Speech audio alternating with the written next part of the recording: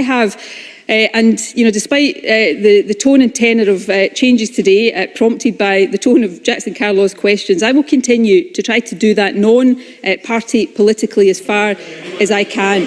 But I do, presiding officer, I do really regret the constant tendency of Jackson Carlaw to try to politicise all of these issues. And, you know, scrutiny is really important, but if anybody doubts that, just reflect on the fact that most of the things that Jackson Carlaw criticises the Scottish Government for, he supports when the UK Government are doing them.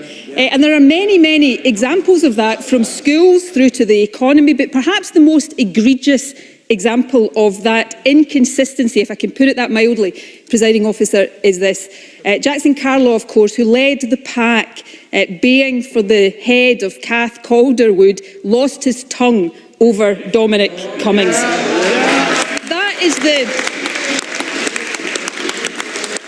party political engagement and the inconsistency and the hypocrisy that has no place when you are dealing with a national crisis. This is tough. It is hard for individuals and businesses. It's tough and hard for governments the length all across the world. But my job is to focus on getting the country through that. And regardless of Jackson Carlaw's attempt to distract attention from that, which I suspect is more about distracting attention from the travails of a government somewhere else, I'm going to focus on that job at hand and get Scotland safely through this biggest crisis any of us have ever faced.